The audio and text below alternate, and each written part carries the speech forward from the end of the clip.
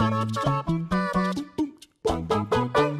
quote Mallrats Brody Bryce, "You f***ers think that because a guy reads comics he can't start some shit." Few fandoms are as passionate and territorial as comic book fans. For better or for worse, comic fans, including us here at What Culture, will painfully plead their case on heavy-hitting matters, such as why Superman forever needs to have red underpants over his tights, and why Gambit is way cooler than Wolverine. The point being, comic fandom is one that is never afraid to speak its mind. As a result of this strong-willed mentality, comic fans have often caught the attention of those in the industry with both their praise and their displeasure. And on that displeasure front, while some comic creators are happy to ignore any negativity that comes their way, other times we've seen a fan backlash be so strong that action has had to be taken to go back on certain decisions. I am Kirsten from What Culture Comics, and these are 10 comics changed due to fan backlash.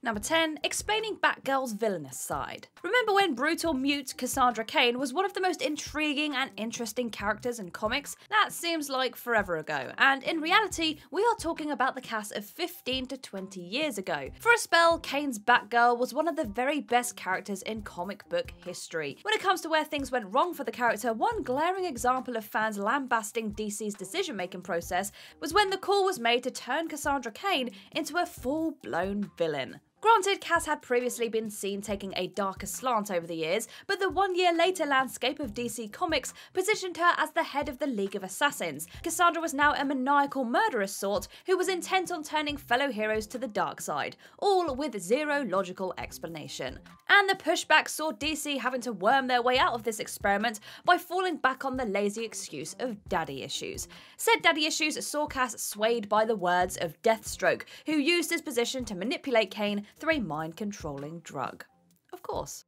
Number 9. Invisible Woman's powers. For the most part in comics, a fan backlash usually occurs after a change has taken place. In the example of Sue Storm though, the backlash came because of how much the character needed to change. When the Fantastic Four was first created by Stan Lee and Jack Kirby, Sue's Invisible Woman act saw her with the ability to render herself invisible at will. But after the first few adventures of Marvel's first family, readers felt that Sue was a useless afterthought in most of these missions. This was at the time when the likes of Lee and Kirby were keen to address fan letters in the actual comic books themselves. Seeing the outcry of negativity towards the Invisible Woman, this matter was originally addressed by the Fantastic Four, retorting that Sue was the inspiration behind the group, and how she supported the other 3 members of the team in the Fantastic Four's battles. That response from Lee and Kirby was a lame one that didn't wash with readers, and so change was on the way for Sue Storm. That change famously came in Fantastic Four number 22, when Sue's powers were expanded on to allow her to manipulate invisible force fields and also to be able to make others invisible. Skip forward a few years and the Invisible Woman was soon one of the most powerful heroes in all of Marvel Comics. Number 8. The saga of the Clone Saga.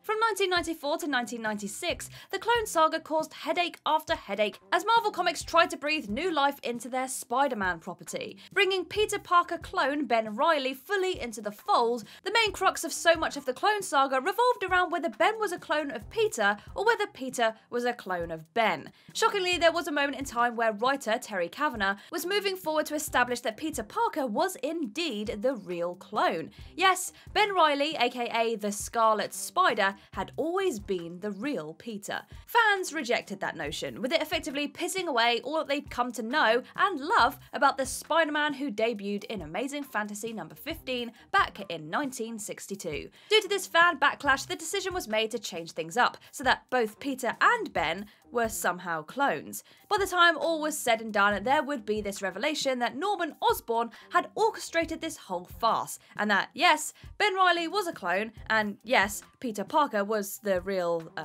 Peter Parker.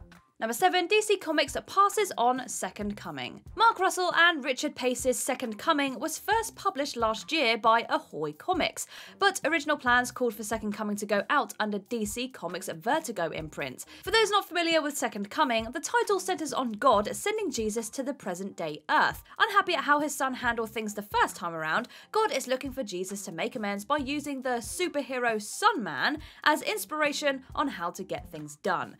Even though the book was designed to be a slice of social commentary on Christianity, DC Comics ran into a brick wall of backlash before they could even get a single issue of Second Coming published. Upon getting word of Second Coming, certain Christian groups set up an online petition which garnered well over 200,000 signatures, decrying for this title to be cancelled. By all accounts, DC did want to push forward with publishing Second Coming, but they wanted Warren and Race to make certain changes to the tale. As such, the duo instead decided to ask for the rights to the title to be returned to them, a move which DC agreed to, so that they could publish Second Coming elsewhere in the way that they had intended the story to be presented.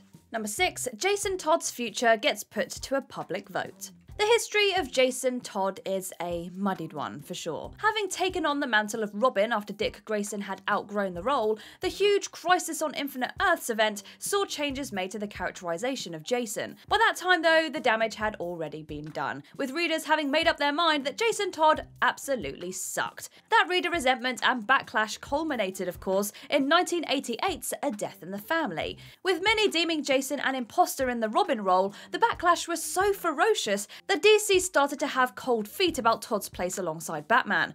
So much so, the comic book powerhouse made the unique, bold call to have fans decide whether to kill off Jason.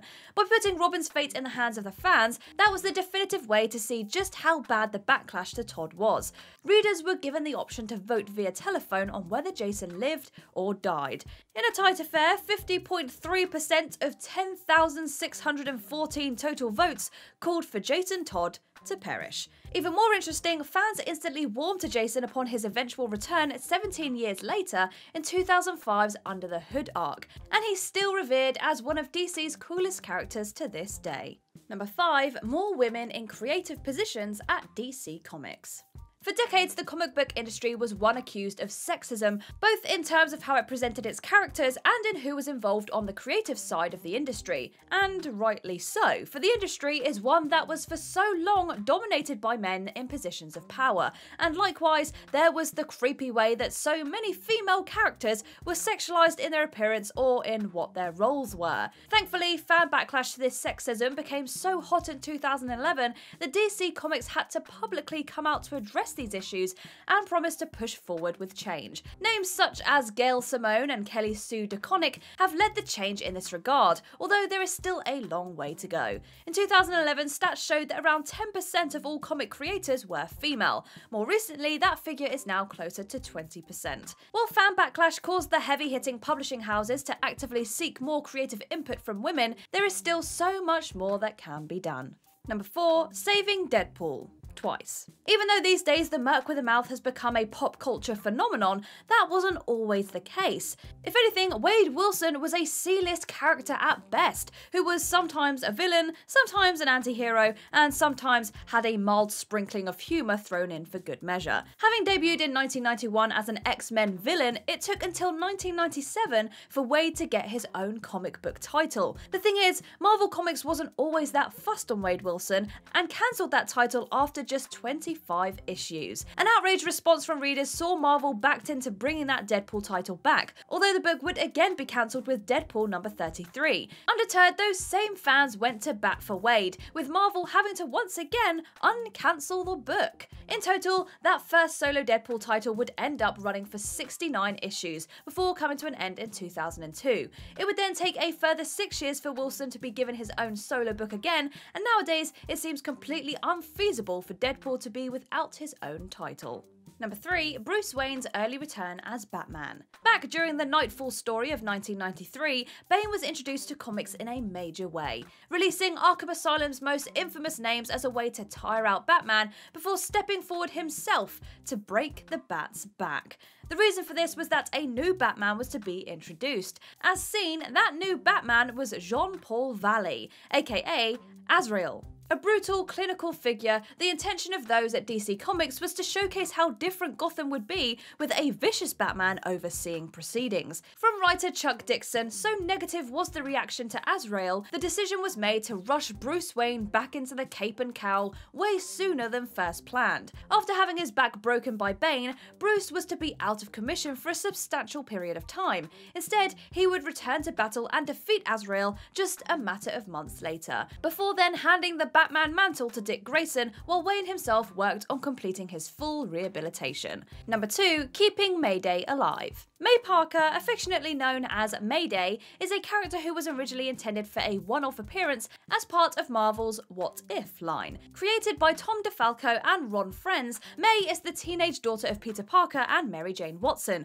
and yes, she has superpowers that mirror her old man's. Firstly, so well received was May's What If appearance, Marvel Comics were pushed to give Spider-Girl her own title. That would be titled simply Spider-Girl. Across the years, Marvel made several announcements of impending cancellation for the Spider-Girl book, and each and every time the passionate pushback from fans saw said cancellation scrapped. And May has since been a semi-regular part of readers' habits thanks to titles such as Spectacular Spider-Girl, Web of Spider-Man, and Spider-Geddon.